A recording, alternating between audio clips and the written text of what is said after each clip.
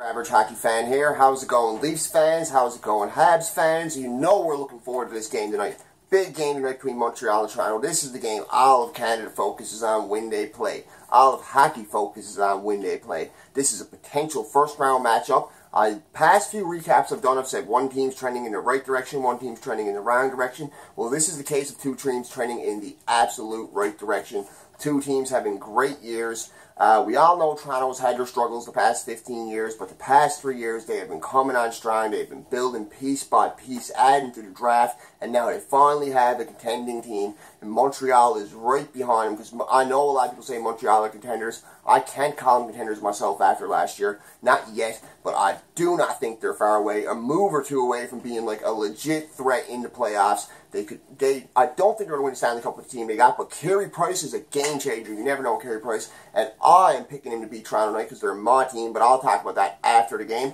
First of all, I'd like to get into the numbers just to show you how good these teams are doing and how good some of their players are. I'd like to start off with Toronto because I do talk about Montreal a lot, where this is an NHL channel, but I talk about the Habs a lot because, as you can see, they're my team. Go Habs, go.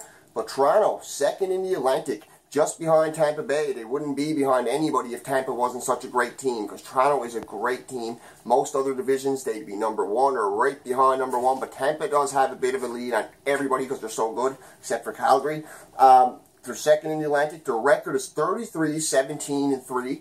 They're 5-5 in their last 10, but since acquiring Muzzin and coming back from the All-Star break, they're 3-0-1, so they've shored up that defensive struggles they've had. We all know the Razin Gardner was taken. We all know the talk Gardner was taken. It was, a lot of people were giving Gardner a lot of crap. Some of it was undeserved. Some of it was deserved. I think it's hostility for last year's Game 7 where he played terrible and almost everybody put the game on him, even though Matthews wasn't scoring. The team wasn't going like they were going in the season, but for some reason, they needed a scapegoat, and Jake Gardner was their guy, and if it happens again this year, I can guarantee you he's going to be the guy again, unless he plays great, which we haven't seen him do yet in the playoffs. Toronto's goals for, 190 goals for, 150 goals against, 40 goal differential, plus 40 goal differential, so that's really good there. Their penalty kill is 13th in the league at 21.05%, so not bad, not mediocre, just above average. Their penalty kill, or that's their power play, sorry, the power play is 21.05%. Their penalty kill is also 13th in the league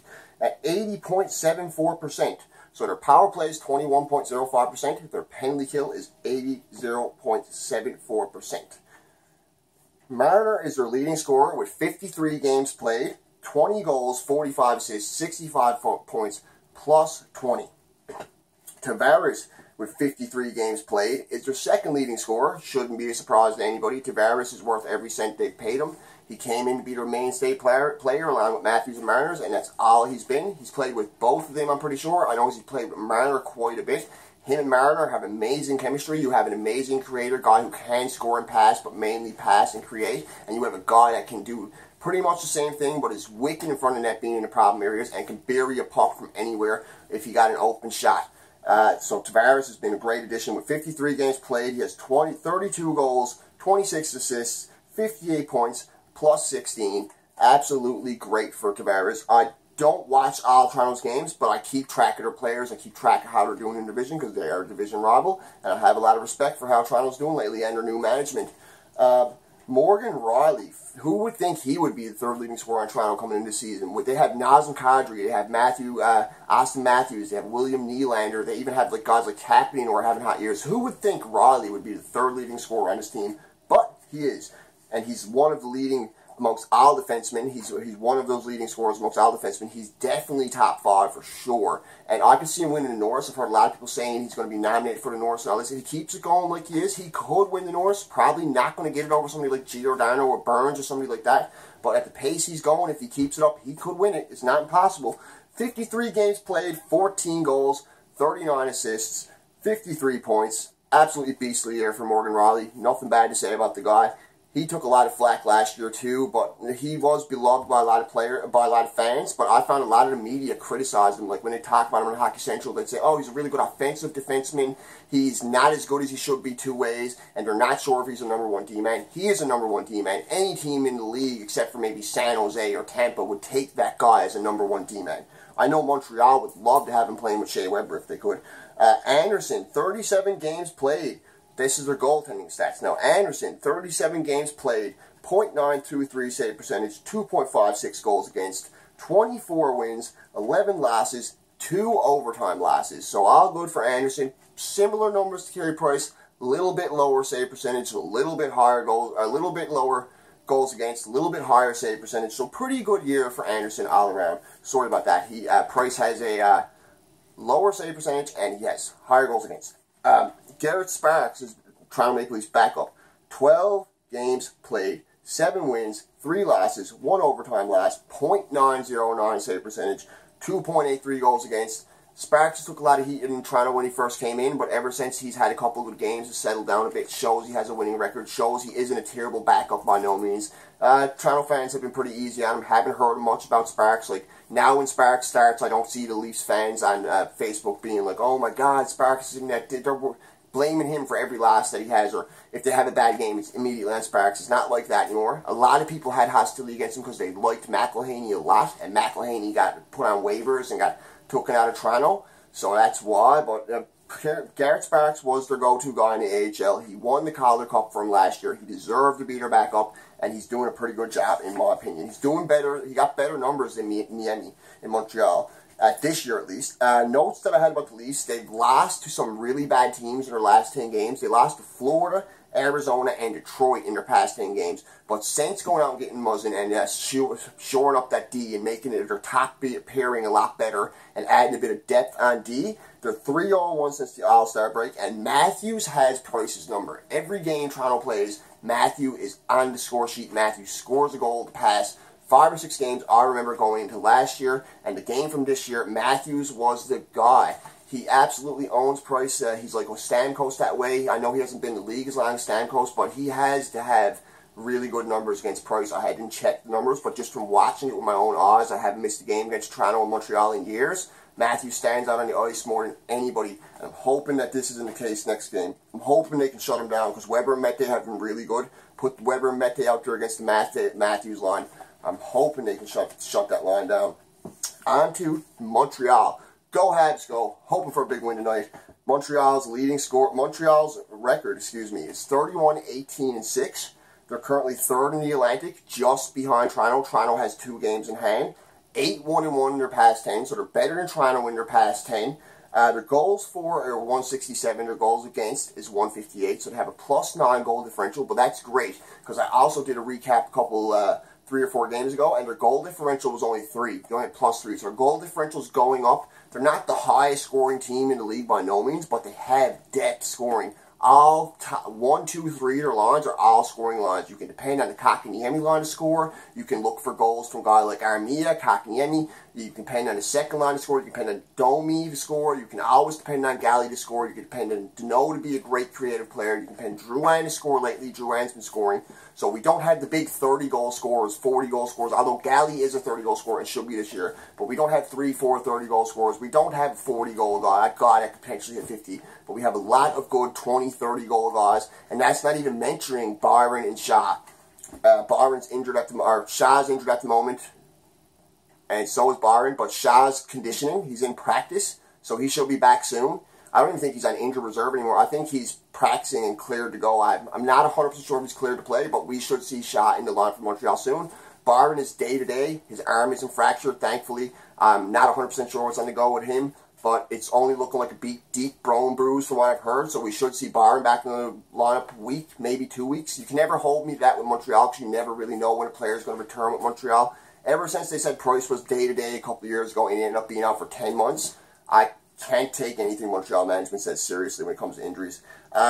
Their power play, abysmal, like I said, 13.29%, 30th in the league, so they are up a bit. Last time I did a recap, their power play was only 12.9, so now it's 13.29, so it's up a bit, slowly climbing from 31st, now they're 30th.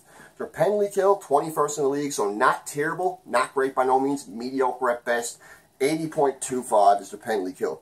Now, their leading scorers, Max Domi.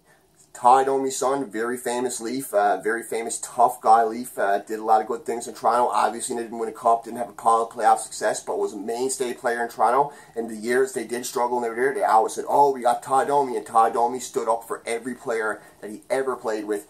Absolute tough scrapper guy. A lot of people say he's a cheap player. That's your opinion. But his son, Max Domi, is our leading scorer in Montreal, and we all love Domi in Montreal. 55 games played, 17 goals, 30 assists, 47 points, +7. Great year for Max Domi. Has already surpassed his point totals for last year. Has already surpassed his goal totals for the past 2 years combined. Like, he's having a great year. It's probably going to end up a career year for Max Domi. Love seeing him in a Habs uniform. The next guy I'd like to mention has 9 points in the past 3 games. Has been red hot. Has got his plus-minus up. He was a -28 last year. This year, he's a +3 with 55 games played, 17 goals, 29 assists, 46 points, and that player is Jonathan Drouin. Absolutely great year for Drouin.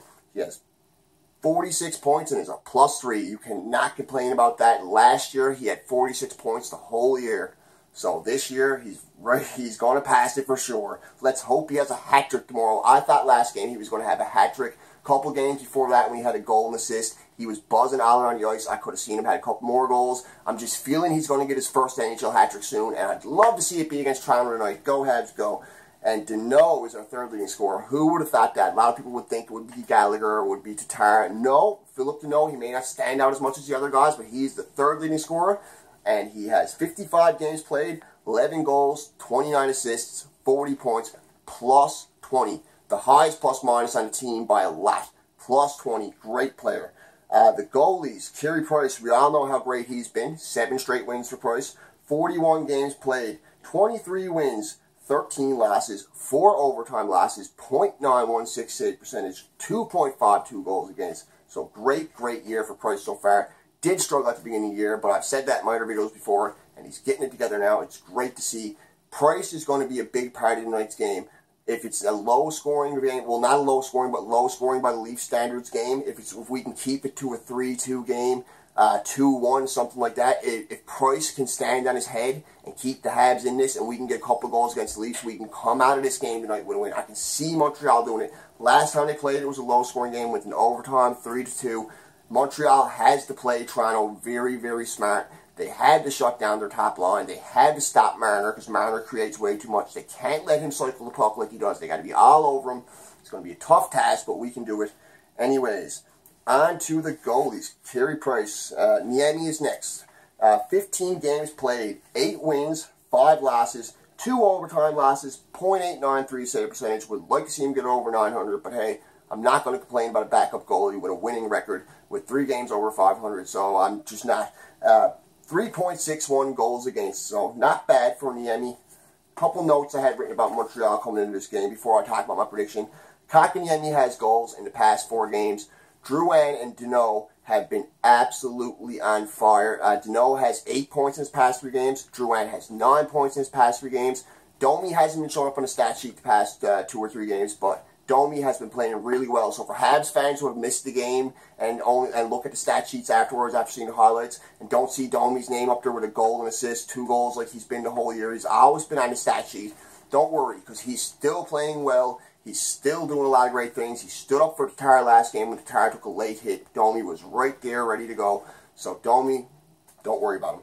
And last but not least, Price has 7 straight wins, and I'm assuming the starters tonight will be Carey Price versus Frederik Andersen. And a little bit of news to mention, not a huge trade, but Dale Weiss is coming back to Montreal. Schlemko got moved out today, so bye-bye to that Schlemko contract, $2.1 million. We took Dale Weiss's contract on. Also, Barman Fraze got traded, and another defenseman came with Philadelphia. I didn't get a chance to look at the other defenseman stats. Haven't heard much on him, so I'm going to check it out. I might make a video about it. But yeah, Dale Weiss is going to be a Habs, currently sent to the AHL. $2.3 million contract. Pretty sure there's another year on it next year. So he could be a solid 4th line addition. And we all know what he did in Montreal before, how really good he was in the playoffs. So he's a depth guy we could add. Let's hope to see him on the 4th line. Let's hope to see Weiss back in Montreal, because he was one of my favorite Habs games on the team. He stood out. He played well beyond what he was expected to play. And in the playoffs, he was a go-to guy. We all remember Lucic and Weiss in the playoffs. Lucic is shaking his hand at the end. I'm going to kill you. That's how bad he was getting under players' skin. And that year we went to the conference finals. So a guy like that may not seem like a big addition, but going into the playoffs could be a big help and a big addition. So my predictions for tonight's game is Montreal's going to win the game 3-2.